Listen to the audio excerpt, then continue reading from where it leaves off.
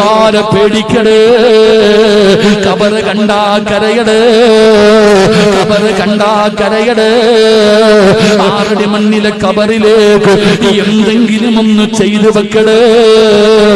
അല്ലാഹുവേ ഞങ്ങളുടെ മണ്ണറ നീ മണിയറയാക്കണേ അല്ലാ. ഏകാന്തതയുടെ വീടിനകത്ത് ഞങ്ങൾക്ക് നീ സ്വർഗ കവാടം തുറക്കണേ അല്ലാ. സംഘാടകർ ബക്കറ്റുമായിട്ട് കടന്നു വരികയാ. ഒരു നല്ല ലക്ഷ്യത്തിന് വേണ്ടിയാണ്. പഠിച്ചവനെ ഒരാൾ പോലും വെറുതെ ഇരിക്കരുത്. അല്ലാഹു നിങ്ങൾക്ക് തന്നതിൽ നിന്ന്, അല്ലാഹു നിങ്ങൾക്ക് തന്നതിൽ നിന്ന് ഒരൽപ്പം നിങ്ങൾക്ക് കൊടുക്കാൻ കഴിയുമോ? ഈ മംഗലാപുരത്ത് ഒരു ഹോസ്പിറ്റലിൽ 3 വയസ്സുള്ള ഒരു കുഞ്ഞ് കിടക്കുന്നുണ്ട്. 3 വയസ്സുള്ള ഒരു കുഞ്ഞ് കിടക്കുന്നുണ്ട്. വാപ്പ വിളിച്ചിട്ട് കരയുന്ന ഉസ്താദേ, എന്റെ കുഞ്ഞിന് ക്യാൻസറാ, എന്റെ കുഞ്ഞിന് ക്യാൻസറാ. ഉസ്താദേ ദുആ ചെയ്യണേ. 3 വയസ്സുള്ള ഒരു ചെറിയ കുഞ്ഞാണ് ഉപ്പാ.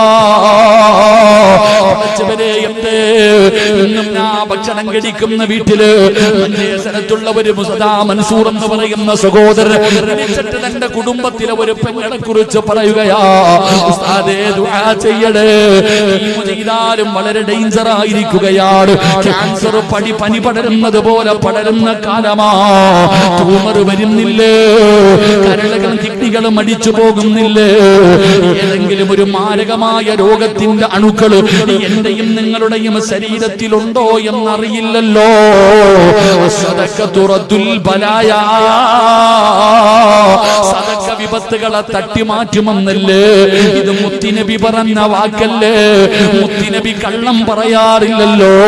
അതുകൊണ്ട് ബക്കറ്റ് നിങ്ങളുടെ മുന്നിലേക്ക് വരുമ്പോ മനസ്സിലൊരു നിയ്യത്ത് ചെയ്യ്. സമ്പാദിച്ചത് മുഴുവനും വിറ്റ് ചികിത്സിച്ചാലും മാറാത്ത ഒരു രോഗവും എനിക്ക് തരല്ലേ അല്ലാ. ഏതെങ്കിലും ഒരു രോഗത്തിന്റെ അണുക്കള് എന്റെ ശരീരത്തിലുണ്ടെങ്കിൽ ഈ സദഖയുടെ ബർക്കത്ത് കൊണ്ട്, ഈ മഹാനിന്റെ ബർക്കത്ത് കൊണ്ട് നീ ഒരു പനിയാക്കി മാറ്റണേ അല്ലാ. കരിച്ചു കളയണേ അല്ലാ. അതുകൊണ്ടൊരു സദഖ എടുത്തോ. തലയുടെ മുകളിൽ മലക്ക് നിൽക്കുന്നുണ്ട്. കൊടുത്താ നിനക്ക് അനുകൂലമായി ദുആ ചെയ്യുകയാ.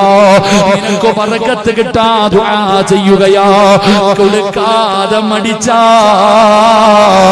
കൊടുക്കാതെ ഉറക്കം നടിച്ചാ നിനക്കെതിരായി ദുആ ചെയ്യുകയോ.